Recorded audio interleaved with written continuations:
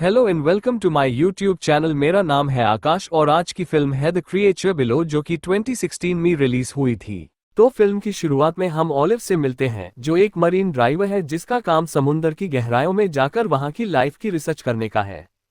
इस काम के लिए स्पेशली एक ऐसा सूट डिजाइन किया गया था जो ज्यादा समुद्र की गहराई में जाकर नीचे के माहौल को रिसर्च करने में काम आ सके। इस सूट को बनाया था डॉक्टर फेजर ने। ऑलिव बहुत ज्यादा एक्साइटेड थी। मिशन की डिटेल्स लेने के बाद उसे समुद्र की गहराइयों में उतरने दिया जाता है।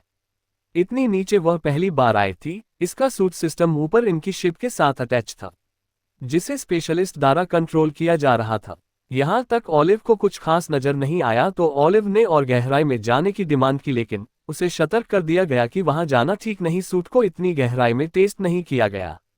ऑलिव बहुत कॉन्फिडेंटली कहती है, टेस्ट नहीं हुआ तो अब हो जाएगा, उसे नीचे करो। और भी ज्यादा गहराई में जाने पर अब उसे महसूस होने लगा कि शायद उसके आसपास कोई ऐसी चीज है जो उसे नजर नहीं आ रही। घबराते हुए ऑलिव ने लाइट ऑन करने को बोला। लाइट्स ऑन होते ही दिखाया गया कि किसी ने ऑलिव पर हमला कर दिया था। ये लाइट्स के ऑन होने के तुरंत बाद हुआ था, तो कहा जा सकता है कि जो भी चीज थी रोशनी से घबराती थी। इस हमले की वजह से सूट के सिस्टम काफी सारे फेल हो गए थे। ऊपर दारा के लोग सिस्टम को फेल होता देखकर ऑलिव को ऊपर खींच लेते हैं, लेकिन क्योंकि ऑलिव काफी गहराई में थी तो ऊपर आने में भी वक्त लगा और देखने को मिला कि ऑलिव के पूरे सूट में अब पानी भर चुका था। काफी देर बिना ऑक्सीजन के पानी में रहने की वजह से वो मरने की हालत पे आ चुकी था। लेकिन सही वक्त पर दारा ने उसकी जान बचा ली और फिर डॉक्टर्स ने उसका चेकअप किया। जब उससे पूछा गया कि उसने नीचे क्या देखा था, किस चीज ने तुम्हारे ऊपर हमला किया था, तब बहुत याद करने पर भी ऑलिव को कुछ याद नहीं आया। डॉक्टर ने बताया कि ऑलिव को शॉर्ट टर्म मेमोरी लॉस हो चुका है। ज्यादा देर तक ऑक्सीजन के दिमाग तक ना पहुंचने की वजह से दिमाग ठीक से काम नहीं कर रहा था। ये नॉर्मल था और वक्त के साथ साथ ये ठीक भी हो जाता है। चेकअप के तुरंत बाद ऑलिव को डॉक्टर फ्लेचर से मिलवाया जाता है, जो उस पर गुस्सा थे कि तुम बिना इजाजत के सूट को ज्यादा गहराई में लेकर क्यों गई। वो पहली बार में ही बर्बाद हो गया और उस पर लगे करोड़ों रुपए वेस्ट हो गए। कंपनी का बड़ा नुकसान हुआ था। अपनी मनमानी की वजह से ऑलिव को जॉब से निकाल दिया गया। हालांकि ऑलिव को अपनी जॉब बहुत पसंद थी। वो चाहती थी कि वो मरीन लाइफ में कुछ ऐसा खोज कर लाए जिससे दुनिया में उसे पहचाना जाए। खैर, अब जब वो अपना सामान इकट्ठा करने गई तो उसे अपने सूट पर अजीब ब्लैक लिक्विड मिला। ये चिपचिपा सा था। सूट को पूरा देखने पर उसे इसके अंदर से एक ब्लैक चीज भी मिली। शायद ये वही क्रिएचर था जिसने ऑलिव पर हमला किया था।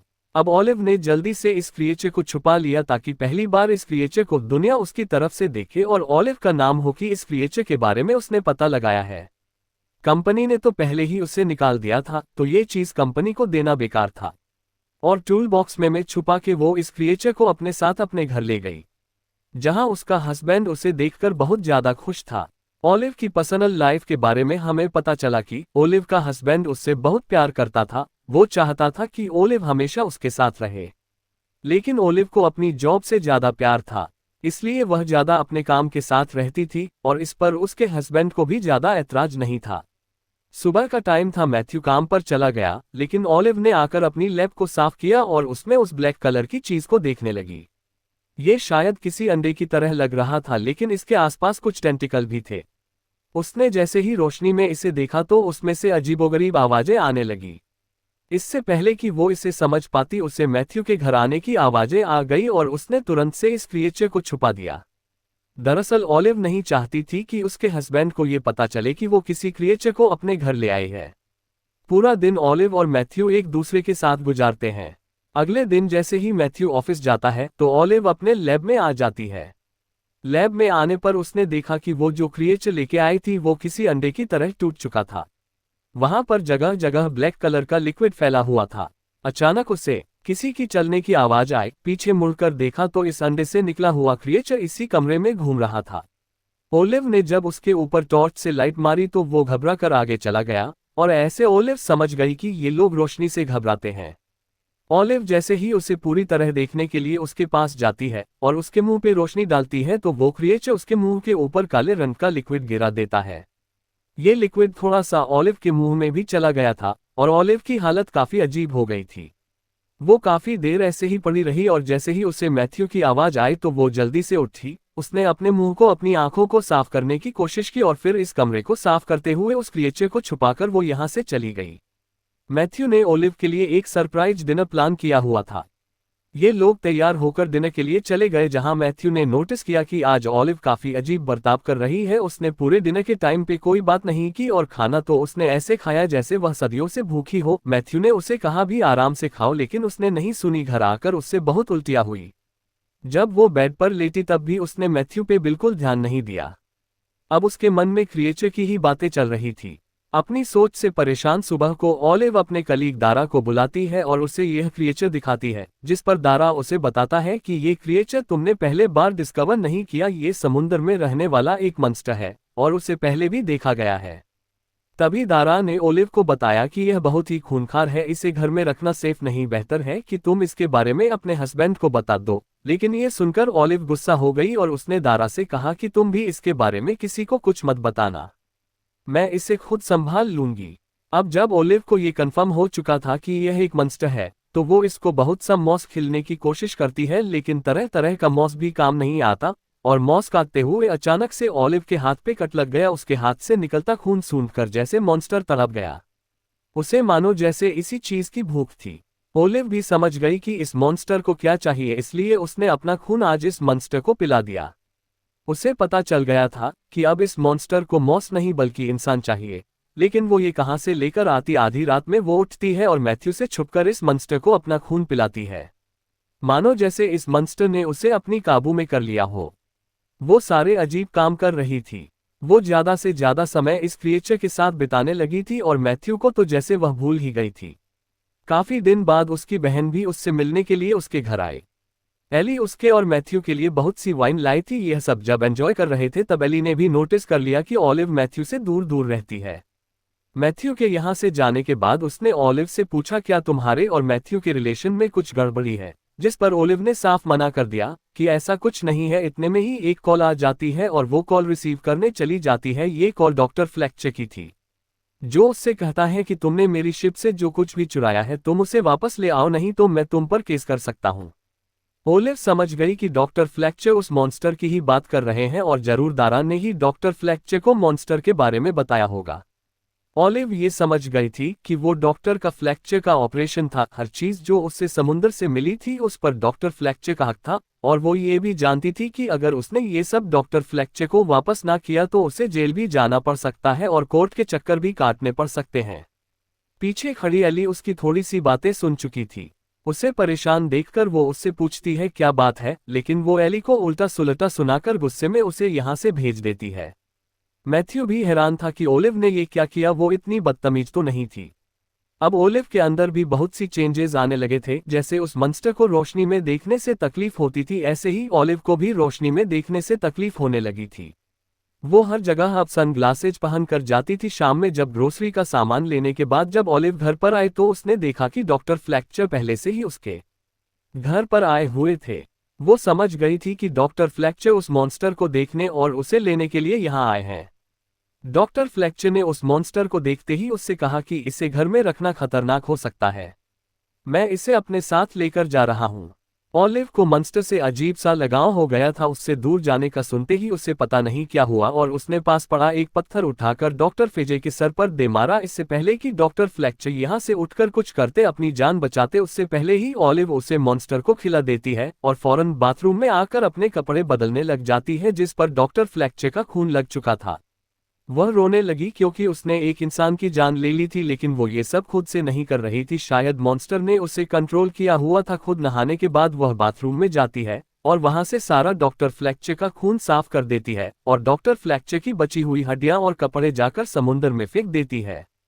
सफाई करते हुए उसे डॉक्टर फ्लेक्चर की कपड़ों में से उनके लॉकर की चाबी भी मिल गई थी, जिसे लेकर वो डॉक्टर फ्लेक्चर की बोट पर गई और वहां जाकर वो सारे डॉक्यूमेंट चुरा लिए जिसमें उनके मिशन के बारे में लिखा हुआ था, और फिर उस बोट को ही आग लगा दी जिससे सारे सबूत मिट जाए कि वो यहाँ पे आई थी। ओलिव जब ये पे थी तो पीछे से एली उसके घर पे आ गई और उसकी सीक्रेट लैब में चली गई। असल में वो ओलिव का प्रोजेक्ट देखना चाहती थी, हालांकि मैथ्यू ने उसे मना भी किया कि तुम ना जाओ, ओलिव गुस्सा होगी। इससे पहले कि वो वहां किसी मॉन्स्टर को देखती, वहां ठीक समय पर ओलिव आ गई और एली के ऊपर गुस्सा होने लगी। उसे एकदम से पीछे देखकर एली ने अपने घबराहट पे कंट्रोल किया और ओलिव को समझाना शुरू किया कि तुम पूरा पूरा दिन इस लैब में क्या करती हो, तुम जानती भी हो कि मैथ्यू तुम्हारे इस बर्ताव की वजह से कितना परेशान और अकेला रह गया है। यहाँ ऑलिव उसकी एक बात नहीं सुनती और अली को यहाँ से जाने को कह देती है। रात में डिनर करते हुए मैथ्यू ओलिव को अपनी एक पेशेंट के बारे में बताता है जो बोल नहीं सकती थी और उनको डील करने में मैथ्यू को बहुत प्रॉब्लम हो रही थी। मैथ्यू एक डॉक्टर था। उसकी ये बातें सुनकर ओलिव की आंखें चमकने लगी जैसे कोई डरावना प्लान उसके मन में चल रहा हो। अगले दिन सुबह होते ही वो मैथ्यू की आईडी लेकर हॉस्पिटल चली गई और वहां से उस पेशेंट को गाड़ी में डालते हुए वो घर की तरफ बढ़ने लगी, लेकिन उससे पहले ही मैथ्यू ने उसे देख लिया। वो घबरा गई, लेकिन शुक्र था कि मैथ्यू ने ये नहीं देखा था कि वो पेशेंट अब ओलिव की गाड़ी में है। ओलिव ने जल्दी से गाड़ी की डिग्गी बंद कर दी थी। जब मैथ्यू ने इससे पूछा कि तुम यहाँ क्यों आए हो, तो ओलिव ने जल्दी से उसे उसकी आईडी पकड़ा दी और बोली, ये तुम घर भूल आए थे, बस यही तुम्हें देने आई थी। घर आते ही वह इस औरत को अपने मॉन्स्टर को खिला देती है। उसे लग रहा था कि अब उसकी प्रॉब्लम सॉल्व हो गई। इस क्रिएचर को अपने पास रखने के लिए उसे बस कुछ ऐसे लोगों को ही तो ढूंढना था जिन्हें वो मार सके और इस क्रिएचर को खिला सके। उस औरत को मारने के बाद जब वह जमीन से खून साफ कर रही थी तो पता नहीं उससे क्या हुआ, वो खून को किसी मजेदार चीज की तरह अपनी उंगलियों से चाटने लगी। अब वह पूरी तरह इस मॉन्स्टर वाली जिंदगी में खो चुकी थी। अब अगले दिन उसे मारने के लिए कोई इंसान नहीं मिला। वह जब बाहर आई तो उसने मैथ्यू को सोया हुआ देखा। उसके दिल में आया भी कि वो मैथ्यू को ही मार दे, लेकिन फिर उसने नहीं मारा। आखिर मैथ्यू उसका हस्बैंड था। सुबह होते ही अब वो दारा के पास जाती है, जिसने यह बात डॉक्टर फ्लेक्चर को बताई थी कि उसके पास एक मॉन्स्टर है। यहाँ दारा उससे माफी मांगता है कि मैंने ये गलत किया। ओलिव भी उसे माफ कर देती है और ऐसा प्रिटेंड करती है जैसे अब उसे कोई प्रॉब्लम नहीं है। वो उसे कुछ दिखाना चाहती है। ऐसे ही बातों में लगाते हुए वो दारा को अपने घर ले गई और उसे भी मारकर अपने मॉन्स्टर को खिला दिया। अभी तक किसी को भनक तक नहीं पड़ी थी कि ओलिव इतनी घिनौना काम करने लगी है। वो मर्डर करने लगी है और इस सीरियल किलिंग में उसे अब मजा भी आने लगा था। अब इसी रात एली उनके घर आती है। एली असल में ये बताने के लिए आई थी कि वह शहर छोड़कर जा रही है, जिस पर ओलिव ने बहुत नॉर्मल जवाब दिया कि हाँ ठीक है, सबको ही काम करना चाहिए। ओलिव को छोड़कर मैथ्यू और एली एक दूसरे से बात करने लगे। मैथ्यू बहुत ज्यादा परेशान था क्योंकि उसकी एक पेशेंट गायब थी और क्योंकि उसकी वो पेशेंट उसकी जिम्मेदारी थी, तो ऐसे उसे जॉब से भी निकाला जा सकता था। एली ने यहाँ उसे हौसला दिया, लेकिन उसने ये भी नोटिस किया कि ओलिव को अपने हस्बैंड की परेशानी से कोई प्रॉब्लम नहीं है। फिर ओलिव दोबारा अपनी लैब में चली गई और मॉन्स्टर के साथ लग गई, जबकि एली मैथ्यू के रूम में गई उसे हौसला देने के लिए। यहाँ लैब में ओलिव ने नोटिस किया कि उसका क्रिएचर प्रेग्नेंट है। ये देखकर वो बहुत ही ज्यादा खुश हो गई। एक्साइटमेंट भी तो ये बात जाकर मैथ्यू और एली को बताना चाहती थी, लेकिन उससे ऊपर से कुछ आवाजें आ रही थी। उसने जब अपने रूम में जाकर देखा तो मैथ्यू और एली साथ थे। ये देखकर उसे बहुत ज्यादा गुस्सा आया और पास पड़ी एक चीज उठाते हुए उसने मैथ्यू के ऊपर हमला करके उसे बेहोश कर दिया। जिसके बाद वो अपनी बहन एली को लेकर अपनी लैब में चली गई और वहां पर उसे बांध दिया। एली को अभी तक उस मॉन्स्टर के बारे में नहीं पता था। वो अपनी बहन से रहम की भीख मांग रही थी, उससे कह रही थी कि प्लीज मुझे छोड़ दो, लेकिन ओलिव ने एक ना सुनी और दरवाजा बंद कर दिया। अंदर मॉन्स्टर था, वो उसे खा जाता, यह वह जानती थी। अपनी जान बचाने के लिए यहाँ एली ने अपने पास पड़ा एक टूल बॉक्स अपने पांव से गिरा दिया। गिरते ही वो टूल बॉक्स खुल गया और उसमें से एक शार्प ब्लेड उसे दिखी। अपने पैर से उसे अपने पास करने की कोशिश कर रही थी एली, और इसमें उसका पांव कट के उसका खून भी निकलने लगा। खून की खुशबू से यहाँ वो मॉन्स्टर अब तड़पने लगा था।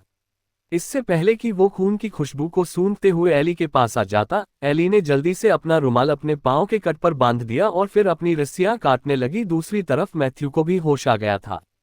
होश में आते ही उसने ओलिव से एली के बारे में पूछा, लेकिन कुछ भी बताए बिना ओलिव ने एक और सवाल कर दिया, क्या तुम एली से प्यार करने लगे हो? जैसे ही मैथ्यू ने हाँ में जवाब दिया तो गुस्से में ओलिव ने लैब का दरवाजा खोलते हुए मैथ्यू को वहां पर पटक दिया।